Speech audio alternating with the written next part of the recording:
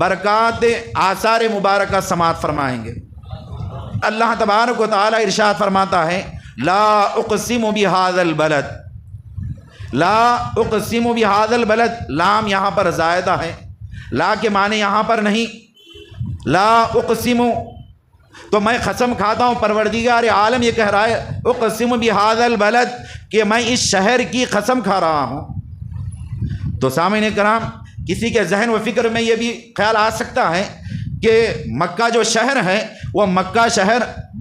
برکت والا شہر ہے، اس کے اندر حضرت ابراہیم علیہ السلام کی یادگاریں ہیں، اس کے اندر اولو العزم پیغمبروں کی نشانیاں ہیں، اس کے اندر بڑی بڑی اللہ تعالیٰ کی قدرت کی نشانیاں ہیں، صفا و مروہ ہے، خود اللہ تبارک و تعالیٰ کا گھر ہے، اور اس کے اندر قریب میں عرفات، مینا، مزدلفہ، یہ مقدس مقامات، یہ مقدس میدانات وہاں پر ہیں۔ تو کسی کے ذہن میں یہ آتا ہے یہ متبرک مقامات کی وجہ سے اللہ تعالیٰ قسم کھا رہا ہے، یہ کسی کے ذہن میں آ سکتا تھا۔ تو اللہ تعالیٰ اس اشکال کو دور فرما دے رہا ہے، نہیں، یہ تمام برکتیں اپنی جگہ ہیں، یہ تمام مقدس مقامات اپنی جگہ ہیں، لیکن میں اب جو قسم کھا رہا ہوں یہ اس کی وجہ سے قسم نہیں کھا رہا ہوں، قسم کھانے کی وجہ اللہ تعالیٰ فرماتا ہے وَأَنْتَ حِلٌّ بِهَذَا الْبَلَدِ، اے میرے محبوب آپ اس شہر میں رہتے ہیں، اس کی وجہ سے اس شہر کی قسم کھا رہا ہوں۔ اللہ تبارک و تعالیٰ مختلف مقامات پر، اللہ تعالیٰ مختلف قرآن کے اندر کی آیتیں آپ جب پڑھیں گے تو اللہ تعالیٰ الگ الگ مقامات پر قسمیں کھا رہا ہے، تو اللہ کے لیے قید نہیں ہے۔ تو یہ اللہ تبارک و تعالیٰ پھر قسمیں کیوں کھا رہا ہے؟ تو یہ اللہ تعالیٰ قسم کسی چیز کی اس وقت کھاتا ہے کہ اس بات کی اہمیت بتانا چاہتا ہے۔ اللہ تبارک و تعالیٰ کسی بات کی اہمیت بتانے کو، کسی بات کی اہمیت کو جتانے کے لیے اللہ تعالیٰ قسم کھاتا ہے۔ تو یہاں پر بھی اس آیت کریمہ کے اندر بھی اللہ تبارک و تعالیٰ جو قسم کھا رہا ہے تو یہ اس بات کی قسم کھا رہا ہے اے میرے محبوب آپ اس مبارک شہر میں رہتے ہیں، اور یہ آپ کے رہنے کی وجہ سے یہ برکت والا ہو گیا ہے، اس کی وجہ سے ہم اس شہر کی قسم کھا رہے ہیں۔ تو سامعین کرام، جس شہر سے حضور علیہ السلام کو نسبت ہو جائے تو اللہ تعالیٰ اس شہر کی قسم کھا رہا ہے، وہ برکت والا ہو جا رہا ہے، وہ در و دیوار وہاں کے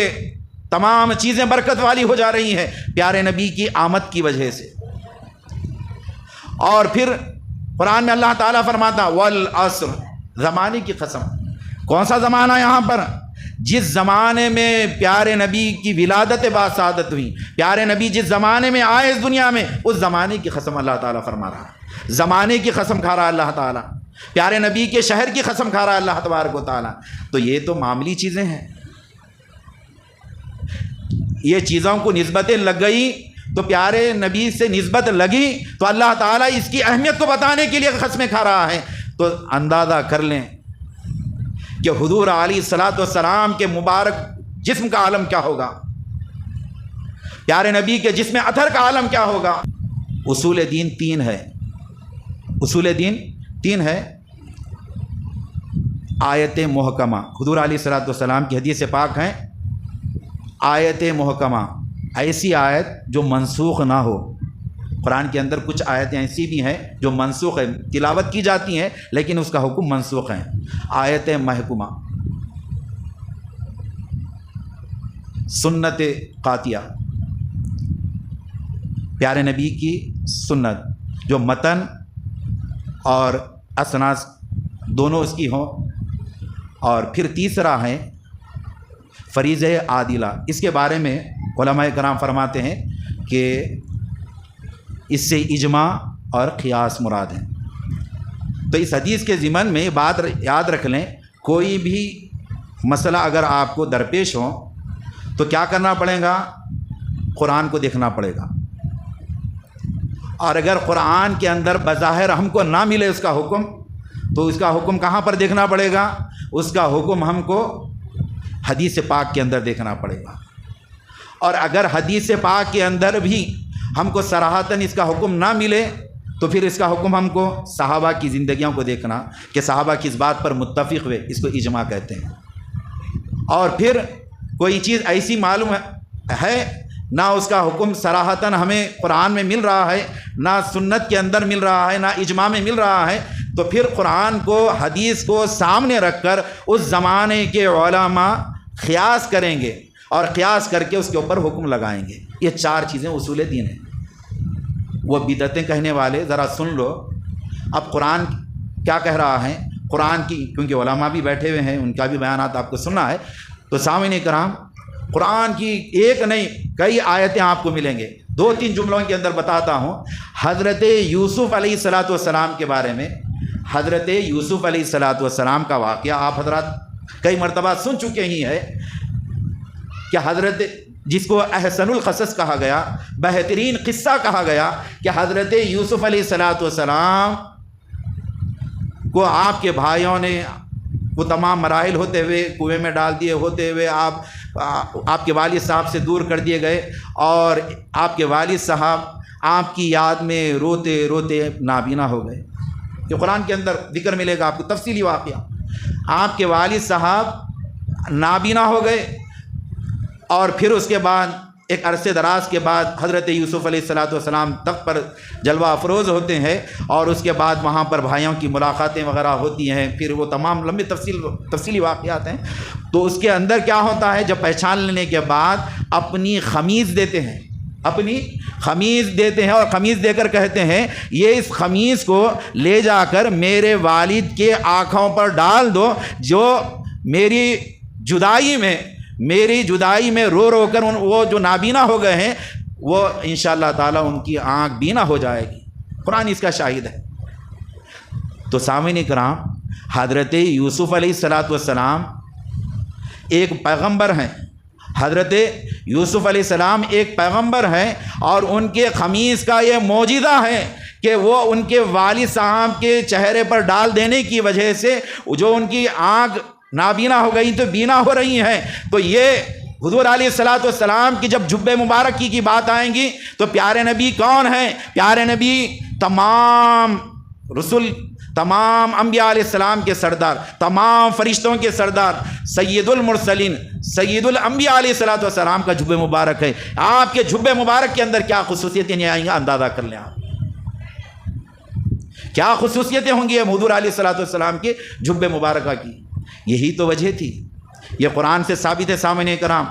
کہ انبیاء علیہ السلام کے جسم اطہر سے جو چیز منسلک ہو جاتی ہیں، مل جاتی ہیں، وہ برکت والی ہو جاتی ہیں، اس کے اندر برکتیں آ جاتی ہیں۔ یہ ایک واقعہ نہیں، اس طرح کی کئی واقعات آپ کو ملیں گے۔ حضور علیہ السلام کی جو صحابہ کرام پیارے نبی سے جو محبت کیا کرتے، پیارے نبی کے جسم اطہر سے لگے ہوئے چیزوں کا جو ادب کیا کرتے، تو سامعین کرام تاریخ کی کسی آپ کو کوئی اور جگہ اس طرح کے معاملات نہیں ملیں گے آپ کو، صرف پیارے نبی کی زندگی مبارک کے اندر یہ چیزیں ملیں گے آپ کو، کہ کس طرح پیارے نبی سے والہانہ محبت، پیارے نبی کے آثار سے وہ لوگ کتنی محبت کیا کرتے، اور اس سے کتنا وہ لوگ صحابہ کرام فیض یاب ہوا کرتے۔ بہت ہی بے شمار واقعات ہیں، ایک دو نہیں، بے شمار واقعات ہیں۔ ایک آپ کی بات گوشہ گزار کرتا ہوں، حضرت عروہ ابن مسعود،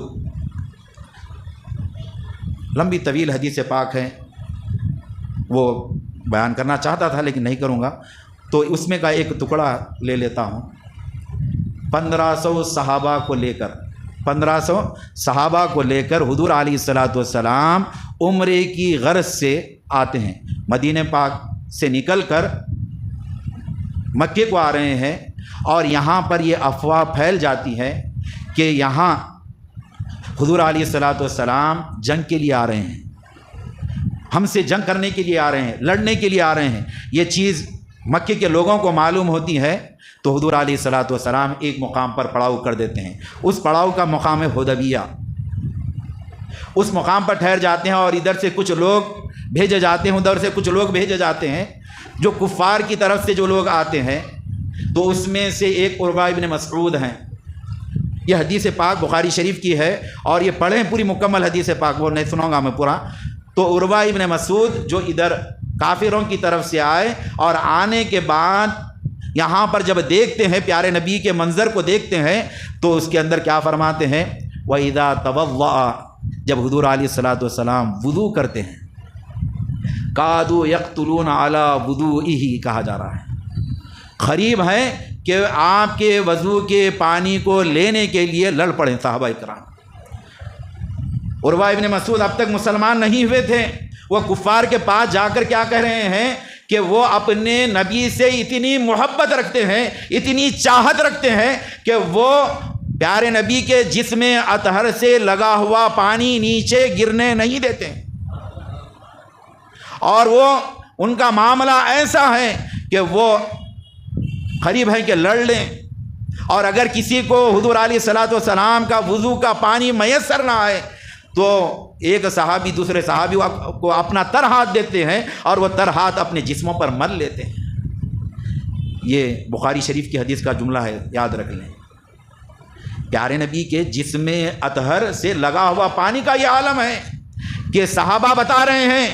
اس کے اندر کون کون سے صحابہ ہیں؟ خلفائے راشدین چاروں بھی ہیں، عشر مبشرات 10 پورے ہیں، بدری صحابہ ہیں 1500 صحابہ ہیں، 40 وہ صحابہ جو اول اسلام قبول کیے تھے وہ بھی لوگ شامل ہیں، اولو العزم وہاں پر جو صحابہ ہیں وہ پورے صحابہ اس کے اندر موجود ہیں۔ یہ پورے صحابہ کا یہ عمل بتا رہا ہے، یہ اجماع ہے، یہ اجماع ہے، یہ ذہن میں رکھ لیں، پورے صحابہ مل کے کر رہے ہیں نا جی۔ اجماع کی اور ایک میں آسانی کے ساتھ سمجھا رہا ہوں، اجماع کی ایک شکل آپ کو تراویح کی نماز یاد رکھ لیں، اس کے بعد کبھی بات نکلی تو بولوں گا۔ تو سامعین کرام، حضور علیہ الصلوۃ والسلام وضو کر رہے ہیں، وضو کر رہے ہیں پیارے نبی، تو کہیں بولے کیا جی؟ کہیں یہ نہیں بولے میں وضو بنایا تو میرا پانی نیچے گرا تو اٹھا لینا، نہیں، صحابہ کو معلوم تھا، صحابہ کو معلوم تھا یہ اب پانی عام پانی نہیں رہا، اب یہ پیارے نبی کے جسم اطہر سے لگ گیا ہے، مس ہو گیا ہے، اب یہ عام پانی نہیں رہا، یہ کوثر و تسنیم سے زیادہ افضل و اعلیٰ ہو چکا ہے۔ یہ صحابہ کا عقیدہ ہے کہ حضور علیہ الصلوۃ والسلام جب حج کیے تو اس وقت جب اپنی حجامت آپ بنوائے، یعنی کٹنگ کروائے، تو ایک صحابی رسول کو طلب فرمائے، حضرت حذیفہ رضی اللہ تعالیٰ عنہ کو طلب فرمائے، اور ایک صحابی رسول پیارے نبی کی حجامت فرمائے سیدھی جانب کی طرف سے، اور پورے صحابہ حلقے کی شکل میں بیٹھ گئے، اور پورے صحابہ بیٹھ کر حضور علیہ الصلوۃ والسلام خصر فرما رہے ہیں، پورے بال سر کے منڈوا رہے ہیں، اور احتیاط یہ کر رہے ہیں کہ کوئی بھی بال نیچے نہیں گرے زمین پر، کوئی بال بھی نیچے نہ گرے،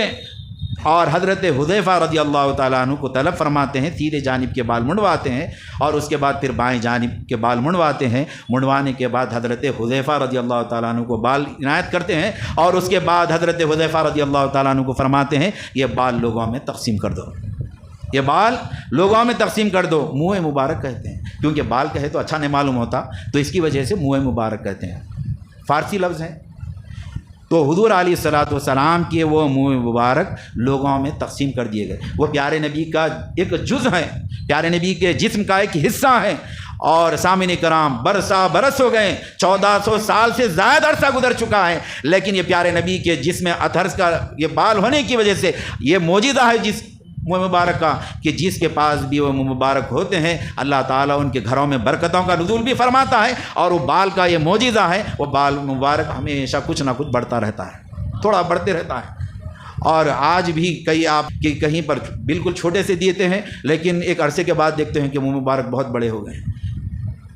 جسم سے الگ ہونے کے بعد کبھی بال بڑا نہیں ہوتا ہے، ناخن بڑا نہیں ہوتا ہے، لیکن یہ پیارے نبی کا معجزہ ہے، پیارے نبی کے منہ مبارک کا معجزہ ہے کہ جسم سے الگ ہونے کے باوجود بھی وہ منہ مبارک برابر بڑا ہوتا رہتا ہے۔ یہ بتا رہا ہے کہ یہ جسم سے الگ تو ہوا ہے، لیکن میں اس سے الگ نہیں ہوں، اور اس کے اندر جیسے میرے جسم کے ساتھ جب منسلک تھا جو فیوض و برکات اس کے اندر تھے، وہی فیوض و برکات الگ ہونے کے بعد بھی وہی فیوض و برکات اس کے اندر موجود ہے،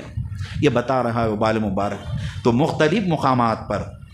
یہ ربیع الاول کا مہینہ ہے، اس مہینے کے اندر الگ الگ مقامات پر منہ مبارک کی زیارتیں کرائی جاتی ہیں، ریش مبارک کی زیارتیں کرائی جاتی ہیں، پیارے نبی کے جھوبے مبارک کی زیارت کرائی جاتی ہیں، الگ الگ مقامات پر۔ تو جائیں اور اس مقامات پر جا کر آپ فیوز و برکات حاصل کریں۔ یقیناً اللہ کی قدرت کی قسم کہ وہاں پر اللہ کی رحمت کا نزول ہوتا ہے، اور وہاں پر جو دعائیں کی جاتی ہے وہ دعا یقیناً اللہ کی بارگاہ میں مستجاب ہوتی ہیں۔ اس مقامات کو جائیں اور ان مقامات سے فیض برکت حاصل کریں۔ جو حضرات بیمار ہیں وہ بیمار حضرات ان مقامات کا وہ مبارک کا غسل دیا جاتا ہے، ان غسل دیا ہوا پانی کو پلائیں۔ سامعین کرام، بات تو ختم کر رہا تھا، ایک بات اور ایک ذہن میں آ گئی ہے، وہ بھی سن لیں۔ بات تو بہت طویل تھی، مصعب بھی ہے، تو ایک بات آپ کے گوشے گزار کر دیتا ہوں کہ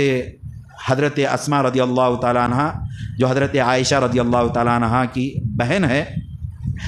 جب تک حضور علیہ الصلوۃ والسلام باحیات تھے ایک جبہ مبارک پہنا کرتے تھے، پیارے نبی قمیص مبارک پہنا کرتے تھے۔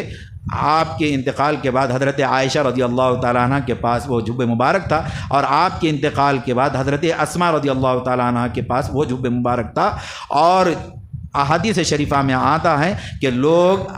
جب حضرت اسماء رضی اللہ تعالیٰ عنہ کے پاس آتے، بیمار لوگ آتے، تو حضور علیہ الصلوۃ والسلام کے جبہ مبارکہ کو غسل دیا جاتا، اور غسل دے کر وہ جو پانی ہوتا ہے وہ پانی پلا دیا جاتا، اور اس جبہ مبارکہ کی برکت سے وہاں پر شفا طلب کی جاتی ہے۔ یہ احادیث شریفہ سے ثابت ہیں، اور وہ جہاں پر آثار مبارک بتائے جاتے ہیں تو غسل بھی دیا جاتا ہے، تو ان غسل دیا ہوئے پانی کو برکت کے طور پر لائیں اور جو بیمار حضرات ہیں ان کو پلائیں، یقیناً اللہ تعالیٰ انہیں صحت عطا فرمائے گا۔ میں اپنی بات کو یہیں پر ختم کرتا ہوں۔ وما علینا الا البلاغ۔